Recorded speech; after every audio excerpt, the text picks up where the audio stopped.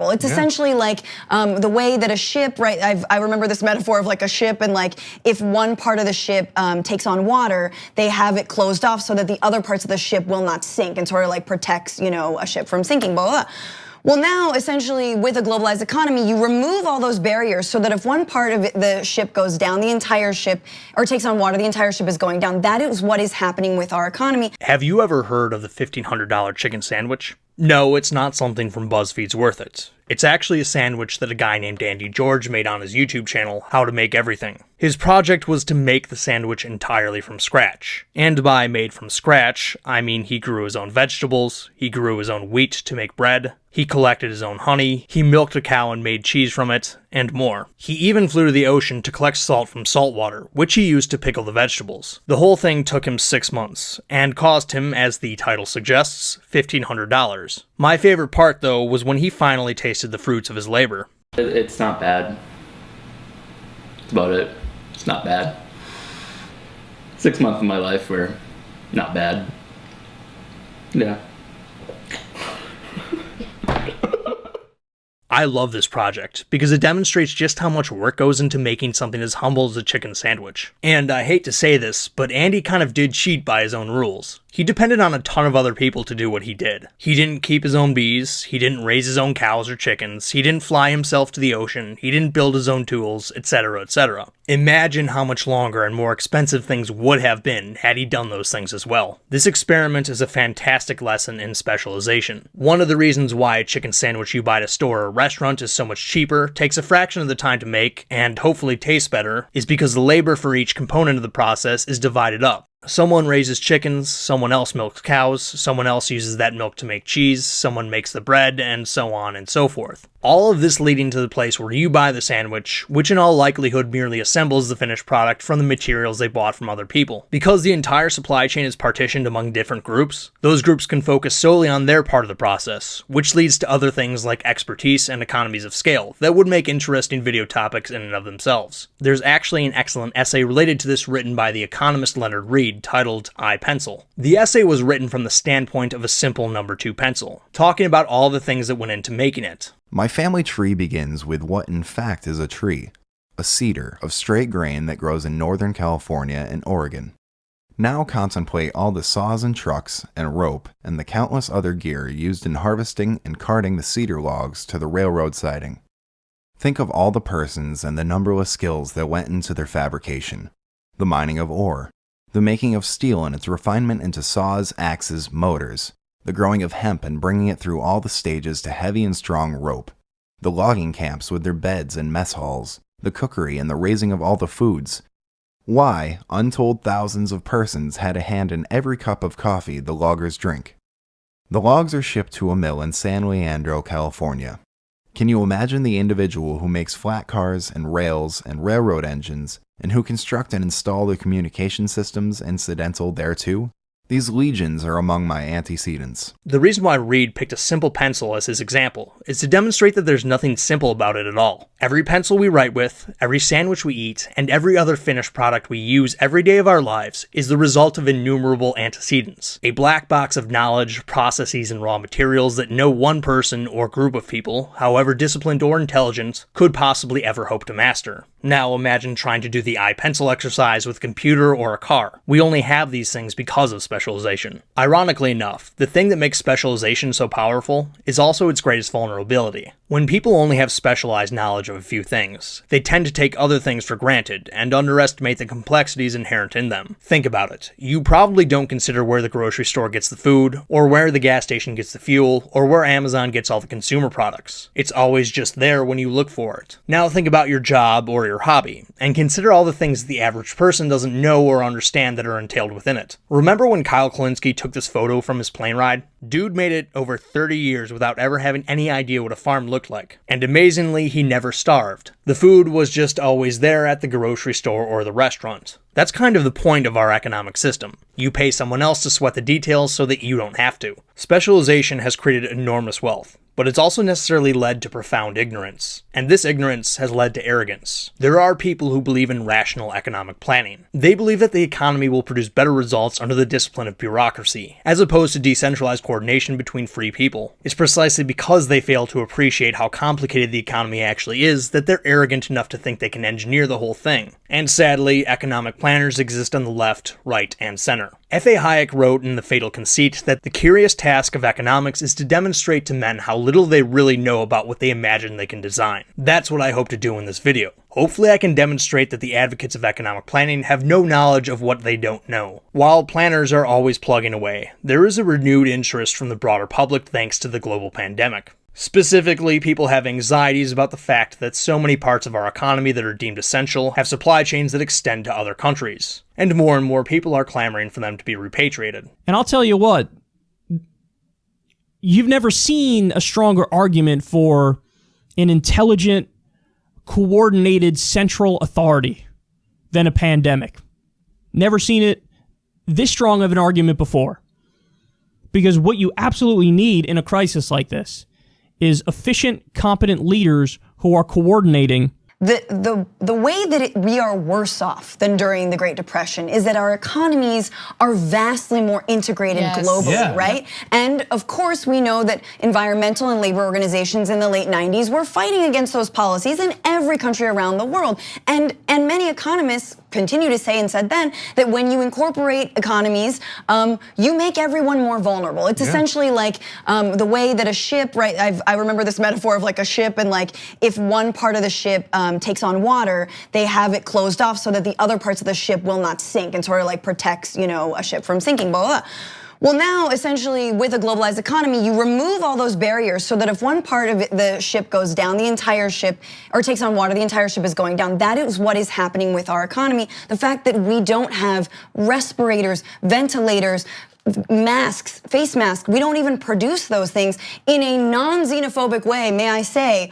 Americans should produce those things. I understand the impulse, I really do. And I don't deny that it's a problem. For example, an awful lot of our medical supplies are made in China, a hostile foreign nation. That said, there are a number of problems that would arise from attempting to repatriate our supply chains. And there are good reasons to believe that such an approach would not produce better results, even in times of crisis. The biggest problem, but by no means the only one, is a practical matter. What they want to do is virtually impossible. They want to bring all of our essential industries back to America. Okay, but of course those industries depend on other industries, which in turn depend on even more industries, and so on and so forth. People who believe in economic planning have no idea how enormous the task is they have in front of them, but that necessarily means taming all of those innumerable antecedents that those products have and bringing them to the same geographical area as well. Consider Francesca Fiorentini's analogy of a ship. It's an understandable one given the way we talk about economics. We speak as if the economy is neatly divided into different sections. We have an energy industry, a healthcare industry, the entertainment industry, the food service industry, and so on. Why not isolate the ones we really need in case of an event like a global pandemic? Well, the analogy falls apart when you realize that all the parts of our economy are interconnected. You can't just sever off sections you think you need and isolate them from everything else. When I was in school, we were shown diagrams of the environment that looked like this. The food web demonstrates the highly interconnected nature of all the organisms in a given ecosystem, and as we were told, that action will necessarily reverberate to so many other organisms, either directly or indirectly. So too with the economy.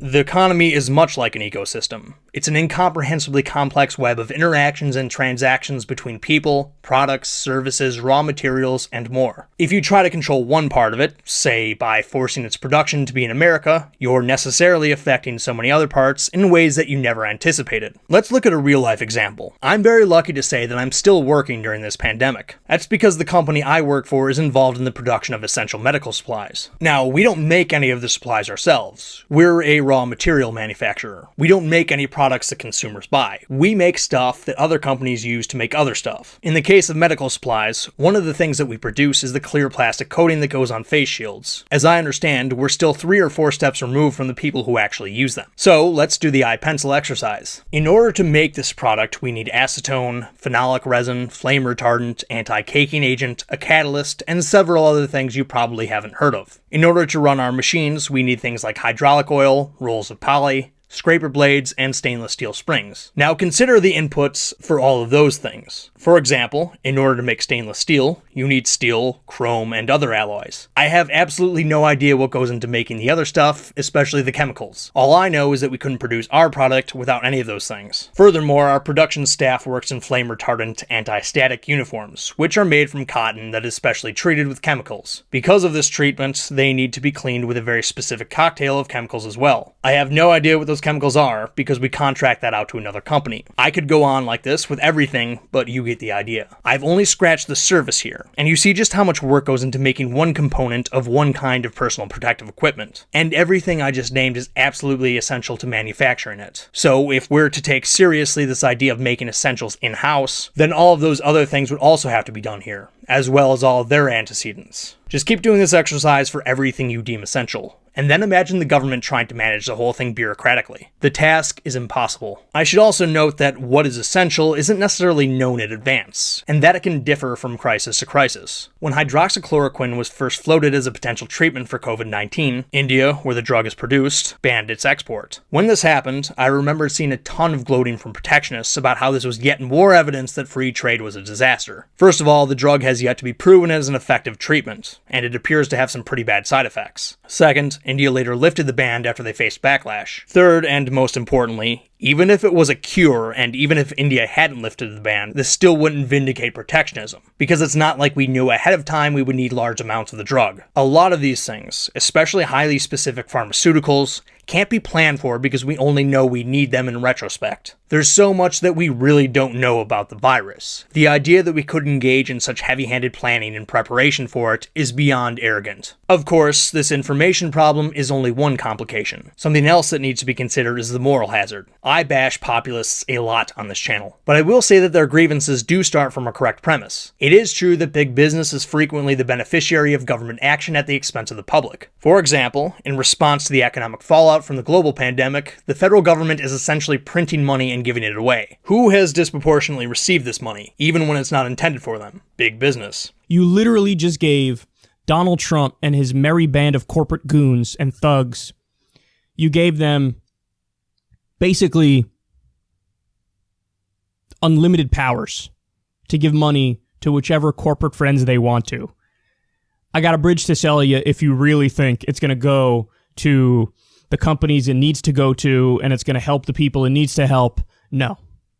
This was a corporate heist. So much of the Trump administration, like I keep saying and saying it again, it has been internal contradictions based upon exactly things like this, which is staffing and with personnel, which is when you take Wall Street corporatists and put them in government, they're going to behave like Wall Street corporatists. Yeah. They can continue to be Wall Street corporatists whenever they leave the Oval Office or the White House. This is such a window into the way that this administration and previous administrations, by the way, actually operate. They don't have you in mind when they're making policy, when they're writing these executive orders. They're literally asking themselves, what are corporate CEOs going to say about this? Why? Because that's who funds their campaigns. Because that's who's going to give these staffers jobs after they leave the White House. Right. Because that is who can pick up the phone and call them, and they will actually answer their calls and listen to them. This is their social set. This is who they cater to, and that is the bottom line. So, when it comes to the repatriation of supply chains, how do you think the logistics of that will work? Well, who are the ones who are going to be making the decisions as to which industries need to bring back supply chains and how to do it? Will it be disinterested bureaucrats scrupulously deciding based on what is best for the American people? Or will it be opportunistic politicians worried about getting reelected? Do I really need to answer that question? It's amazing to me that a lot of the same people who constantly, and for the most part correctly, complain about how politicians answer to lobbyists and special interests instead of doing what is best for their constituents are the same ones who want to put politicians in charge of supply chains. So of course, we should have the ability to supply our own medical supplies and essentials and many other things, by the way. Food supplies, another one that I would throw in there as well. And it's ironic, the defense, because it's like, these neoliberals in the Democratic Party and in the Republican Party are the ones who allowed all that stuff to go over to China. And now that it's there, the argument is, well, we can't make them mad because they have all our stuff. Like, we need them. Well, you're the one who created that dependency. As I write this video, Congressman Mike Gallagher of Wisconsin and Senator Tom Cotton of Arkansas are working on a bill to bring back supply chains for pharmaceuticals from China. The fourth leg of that bill aims to provide incentives for manufacturing in the United States. The legislation will allow for immediate expensing for firms that incur costs associated with expanded pharmaceutical or medical device manufacturing within the United States. So they're going to pay people to make stuff here. I think we call that corporate welfare. That's what it is. Furthermore, if passed, the bill will allow for waivers on new regulations that the bill imposes when the regulatory agencies deem it appropriate. I don't know this to be sure, but I have a sneaking suspicion that the big, politically well-connected corporations are going to benefit from this way more than anyone else. And when they do, Crystal and Sagar will be scratching their heads talking about how big business wins yet again. Honestly, it's adorable that anyone thinks that such a bill would do anything else. Now, the stated purpose of the efforts to repatriate supply chains is national security. For those of you who are not well versed in trade politics, national security is a Weasley concept used to justify all sorts of malfeasance, the same way it's frequently employed in curtailing civil liberties. There are two reasons for this. One, it's ostensibly true. If we were to have a large-scale war with another powerful nation, we probably would want to have the capacity to produce certain things domestically. And two, it's one of the few things the WTO will grant exemptions on. So why do I say it's a Weasley justification then? Well, let me put it to you this way. Do you think subsidizing the sugar industry by the tune of nearly $2 billion is in the US's national security interests? Because that's what Senator Marco Rubio thinks. While he's usually a champion of free markets, Florida's senior senator believes that the sugar industry, which happens to be a big business that throws around a lot of cash in his state, is an exception. As Rubio said, if we eliminate sugar subsidies, other countries will capture the market share, our agricultural capacity will be developed into real estate, housing and so forth, and then we lose the capacity to produce our own food. At which point we're at the mercy of a foreign country for food security. It's the exact same logic people are using with medical supplies. When the federal sugar program was started, politicians said it would only be a temporary measure. That was in 1934. That's a long time for temporary. If you've ever wondered why everything in America is made with high fructose corn syrup, which is a sugar substitute, this is a big reason why. Americans pay twice as much for sugar as does the rest of the world, all under the pretense of national security. So to those of you who are clamoring for the repatriation of supply chains, why should I believe that such efforts won't culminate in a slew of corporate handouts to industries that plainly don't need it? Of course, just because a program might be abused in practice doesn't mean that we don't need it in theory. I'm happy to concede that yes, it's possible that we could find ourselves in a situation where vital supplies are being held hostage by a nation like China, but I'm a lot less fearful than others. First of all, the extent to which we import these goods from China is vastly overstated. There's an excellent article written by the trade attorney Scott Lincecum, going over the numbers and why they're misleading, and how they fail to take into account strategic reserves we already have. I'll link it in the description box below. Second of all, despite the tough talk from China, no shortage has actually happened yet. As Lincecum writes, days after the scary-sounding FDA story about the possibility of drug shortages was leaked in late February, the agency published a formal coronavirus supply chains update, finding no serious threats at the time. In fact, according to the FDA, there were 109 drugs currently in shortage on December 19, 2019, weeks before the coronavirus hit. On February 28, 2020, in the middle of China's crisis, the number was 103. Last weekend, in the middle of our crisis,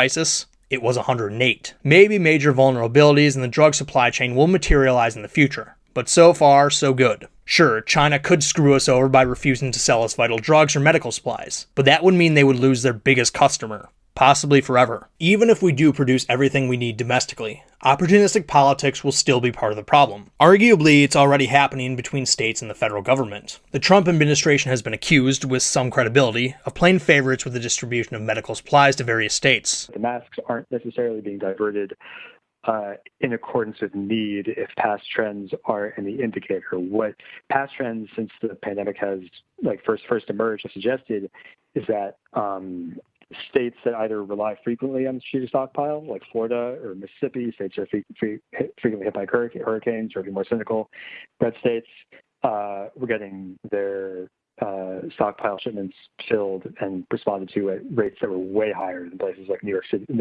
City, New Jersey, or Michigan. I think Florida, we asked for them for data a couple weeks ago, and data we got back was that Florida, by early April, had gotten 3 times the amount of supplies that they requested from the National Strategic Stockpile.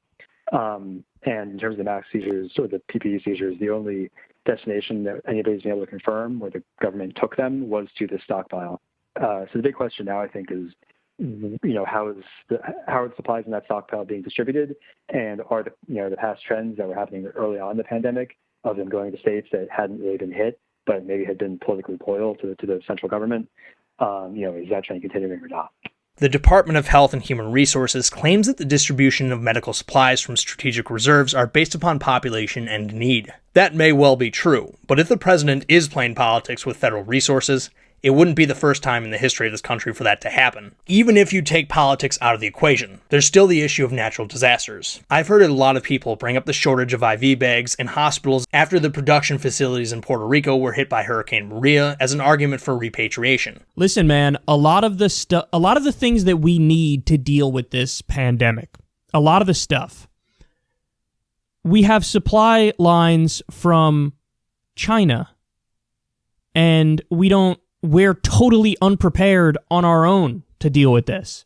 A lot of the medicine that we need, the masks that we need, that infectious disease expert told a story about how apparently 90% of the world's IV bags are made in Puerto Rico.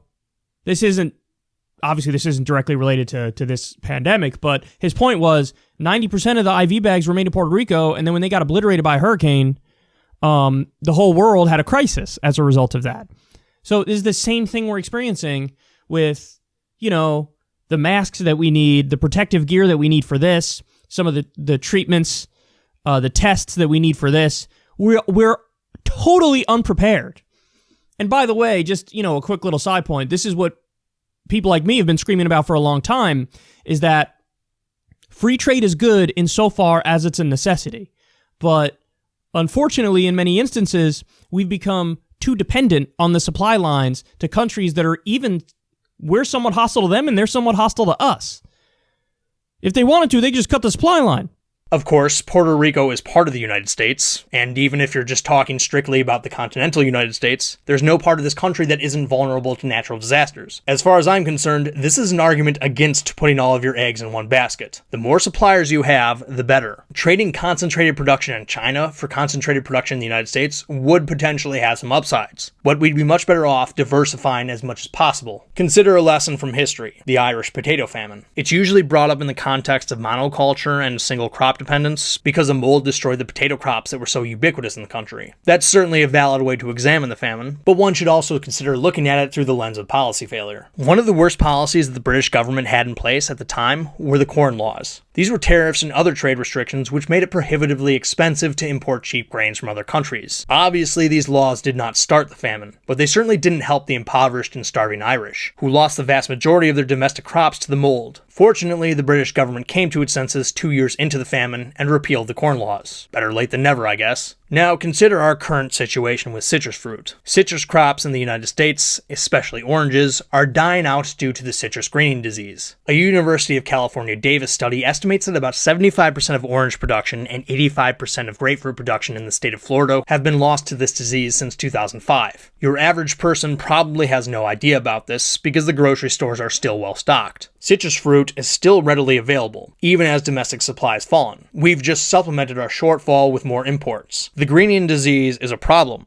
and hopefully it will be eradicated eventually. But thus far, your average consumer has largely been unaffected, thanks to the fact that we aren't limited to one nation for our production. So, where do we go from here? Well, like I said, it's a problem that we're so reliant on China for vital goods. But as I've hopefully demonstrated, efforts to repatriate supply chains would be counterproductive on a number of levels. The proper approach is to expand our trade options, not limit them. I should also say that I do believe that China is a bad actor on the world stage and should be treated as such. Their human rights record alone is atrocious, and the United States should work with its allies to marginalize China geopolitically. Sadly, we had a single opportunity to do both these things, but we passed it up. That opportunity was called the Trans-Pacific Partnership, a trade deal between 12 Pacific Rim nations that not only would have expanded foreign markets for U.S. exports, but also reduced dependence on trade with China amongst all signatories. The TPP was one of those things that everyone on the internet hated, yet didn't seem to know the first thing about. And by people on the internet, I include Donald Trump.